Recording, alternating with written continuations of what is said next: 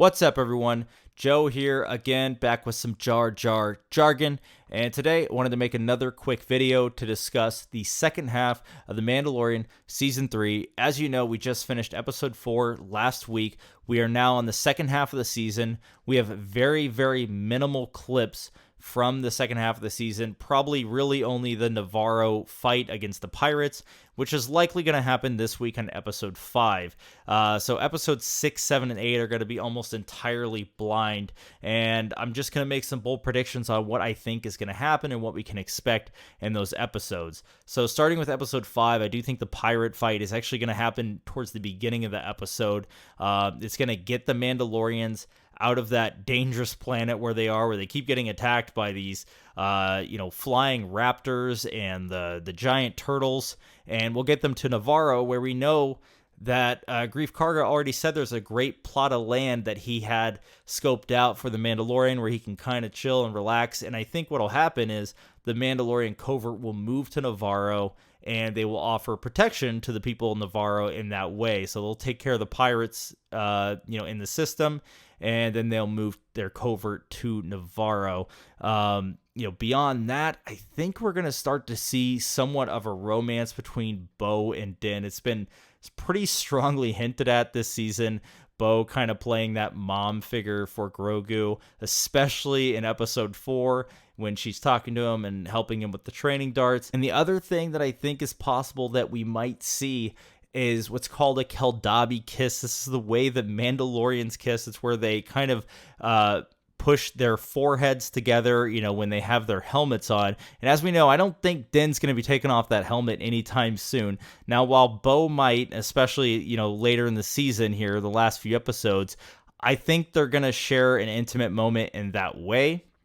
It won't be obviously overly romantic, but I do think that they share some sort of special bond, and I believe that they're growing closer together the more time they spend with each other. So I think we're going to get something along those lines, some sort of Mandalorian traditional romance kind of budding between them, which would be kind of nice considering that hasn't really been a staple of Star Wars, in the past few years, really since even the sequels kicked off.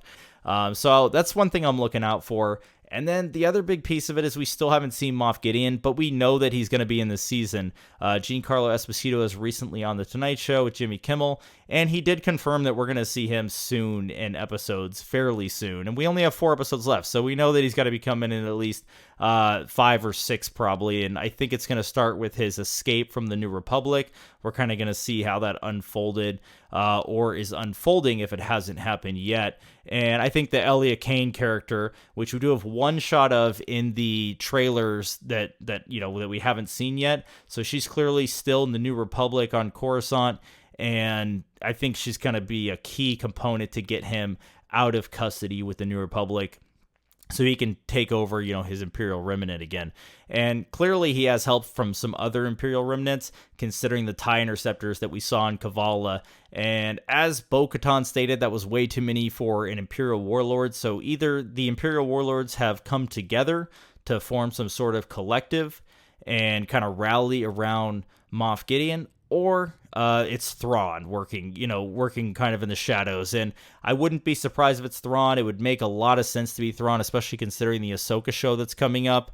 And we know Thrawn's going to be a key character of that. So to me, it makes a lot of sense that we're at least going to get a hint of Thrawn, maybe a hologram recording, maybe an actual visual, or maybe just they're going to talk about him and kind of his effect on the Imperial Warlords, as a whole. Maybe he's kind of still leading the charge there from the shadows, even from the unknown regions where he is with Ezra at this point in time. Okay, and speaking of the Ahsoka show, I think we're going to see Ahsoka. I think at this point in time, it makes a lot of sense to bring her into the show along with Sabine Wren, because we know that Bo and Din are going to be uniting the Mandalorians. They're going to be bringing them together for some epic battle on Mandalore to retake Mandalore, and it would make sense for Sabine to kind of help out with that, considering she's a Mandalorian, the role she played in Rebels. And Sabine's going to be with Ahsoka because she's currently traveling with Ahsoka. They're looking for Thrawn and Ezra.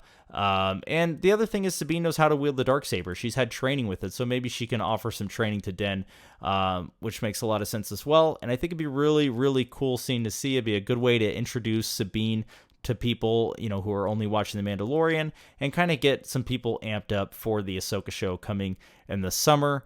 And it would be a good tie-in and lead into that. I would probably look for that in episode 7, considering that one is co-written by Dave Filoni, as far as we know. So that's one where I could see that happening.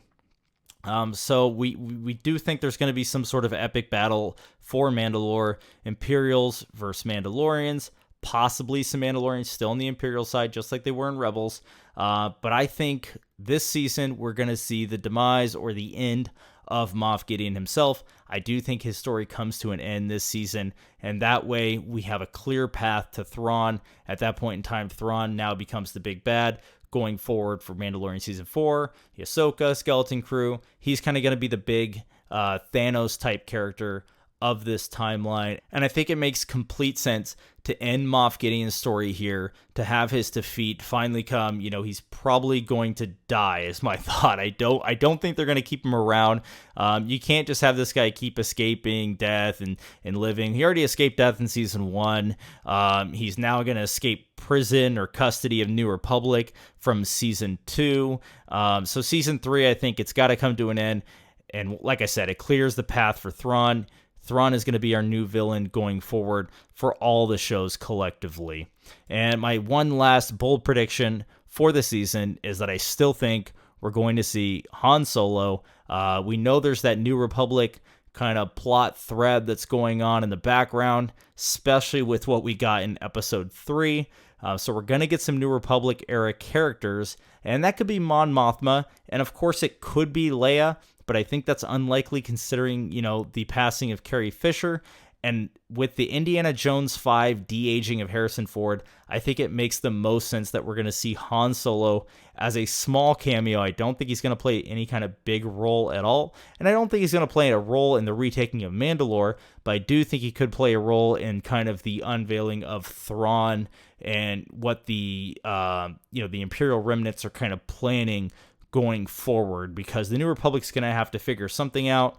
And we know that they were talking to the X-Wing pilots in the trailer as well, so we don't know who they're talking to. We don't know if they're talking to Mon Mothma. We don't know if they're talking to Han Solo, but I still think we're going to get some big kind of cameo or reveal with one of our original trilogy characters. And I do think it's going to be Han Solo, but we're going to have to wait and see. But that's really all I got for my bold predictions for the second half of the season. I'm really looking forward to it. We got 4 episodes left. Hoping this week is a really good one. And then, of course, after we get done with that Navarro fight, we're going to be completely blind going into every episode. So I think we're in for a lot of surprises. I'm really excited to see it. As always, if you like the video, please do like and subscribe. And thanks for watching. Have a good day. Lolo Mataafa.